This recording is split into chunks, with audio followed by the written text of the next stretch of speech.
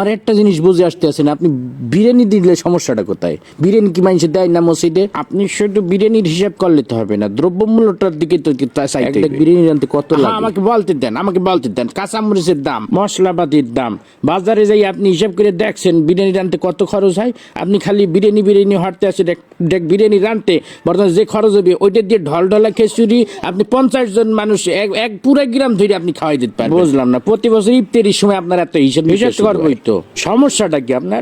আপনি খালি খাওয়ার হিসাবটাই বুঝলেন, আপনি দ্রব্যমূল্য হিসাবটা বুঝবেন না। আপনি কি মনে হচ্ছেন আমি কি বহুত টাকার মালিক হয়ে গেছি? হ্যাঁ, এখন যত কামাই তত খরচ। এই যে আপনার মসজিদে প্রতি মাসে ইমাম সাহেবের বেতন না দিলে ইমাম সাহেব চলবে কেন? থামেন, আমার কথা বলতে দেন। আবার এই যে রমজান মাস আইছে, তারাবি পড়াবে, হাদিয়া দিতে হইবে না? আবার খরচ কি কম?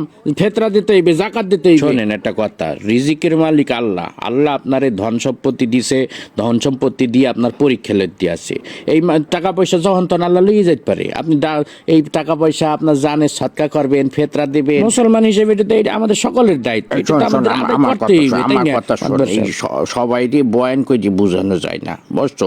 যে গেটিবে তুই কোরআন বুঝাইতে খাওয়াইলেও বুঝবে না। একটা কথা সবসময় মনে রাখবি, যে মানুষটা জায়গা রয়েছে তাকে কিন্তু ঘুমেতে উঠানো যায় না। এই যে আমি বিরিয়ানি দিতে পারবো না, আমি ডলডলা খিচুড়ি দেবো, বিরিয়ানি দিলে আমার সমস্যা, এই যে এত সময় ধরে বুঝাইতে আসো, একটা কথা কি ওর কানে গেছে?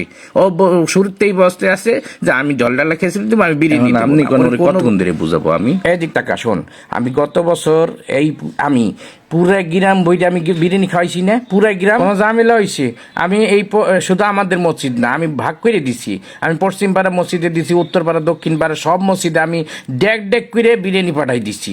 কোনো সমস্যা হয় নাই, শর্টও পড়ে নাই, সবাই তৃপ্তি সহকারে খাইছে। আমার মনে হয় আমার মতো সভাপতি এই মসজিদে ইতিপূর্বে আর আইসি কিনা আমার জানা নাই।